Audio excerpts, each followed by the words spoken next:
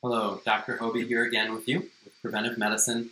Today we are going to focus on maybe the biggest element of a balanced nervous system and one of the biggest keys to health, and that's sleep. Yes, it's boring. Yes, it's a snooze, but it is so important. In the simplest sense, this is what allows your brain and body to detoxify. Most of your antioxidant and anti-inflammatory processes happen naturally while you're sleeping. So it's really key that we get the best quality and the best number of hours we can. There's a whole host of reasons, everything from neurologic health to gut health to heart health. All of this is regulated through the nervous system that is regulated by sleep. Studies show that someone who gets 8 hours of sleep is 20 times less likely to develop dementia later in life than someone who gets 6 hours of sleep. You compare that to somebody who gets even less, and we definitely have more to worry about here. This is not a doomsday curse. If you are struggling with sleep, these are things we can change and improve upon and work on. Plenty of ways to get some benefit here, but really just to show the importance of sleep.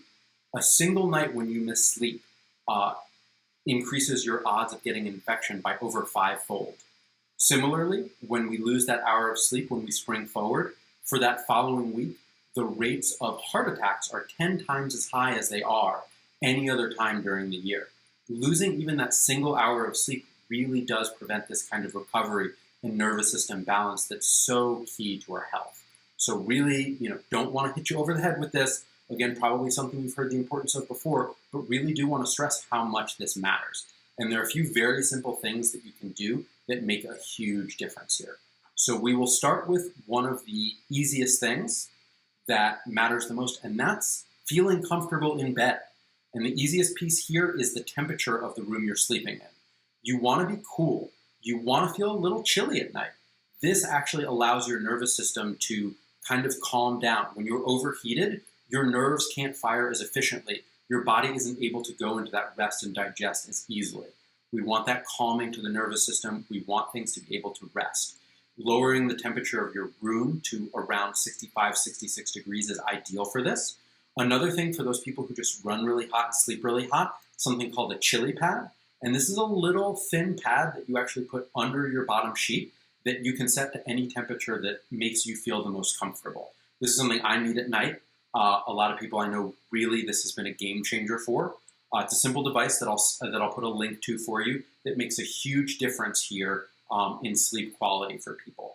And again, it's an investment, not a huge one, but one that can really be game-changing in a pretty simple way here.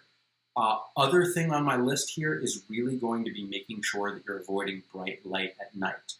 Now, we talk a lot about blue light or white light exposure. This is the type of light that you get during the day. Screens and overhead lights also emit this same spectrum of blue light. It's what lets us sort of see the full spectrum when we're watching TV, when we're doing something to that extent. The problem with this kind of light later in the day is it disrupts our natural circadian rhythm. Circadian rhythm is really key to cortisol regulation. So naturally, our cortisol goes up first thing in the morning, which helps us wake, and then goes down in the evening. But if we get blue light into the evening, our cortisol never goes down, which either means we're constantly in fight or flight for as long as we can maintain it, or we burn out and actually get some adrenal fatigue and lack of overall levels of cortisol. So our overall cortisol is low, but it's higher than it should be at any given time. And that balance, no matter how you look at it, is really problematic. So the real key to balancing this out is actually making sure that our melatonin levels, which rise as cortisol goes down, are able to do so. Any amount of blue light disrupts the normal production of melatonin. This is really bad news, essentially. If you're getting blue light before you go to bed, your body isn't producing its natural melatonin. It isn't able to get you into that sleep mode. It isn't able to really wind that cortisol down, which again is just really balancing to the nervous system. Melatonin has been shown to fight cancer. It's been shown to help the body recover. It's naturally anti-inflammatory. Has a whole host of benefits that I think is just so key overall. We use a really high-quality melatonin supplement here at the office that does not make your body produce less, but instead is incredibly bioavailable and actually kicks your nervous system back into naturally producing more melatonin on its own. Another key ingredient here is going to be magnesium, going back to sort of the mineral and ion balance here. We sell a form of magnesium here that actually gets the body to get into rest and digest. It's a natural muscle relaxant. We sell a form that crosses the blood-brain barrier and allows the body to get into that REM sleep mode where you're fully recovering more completely. This is all really key and really clutch.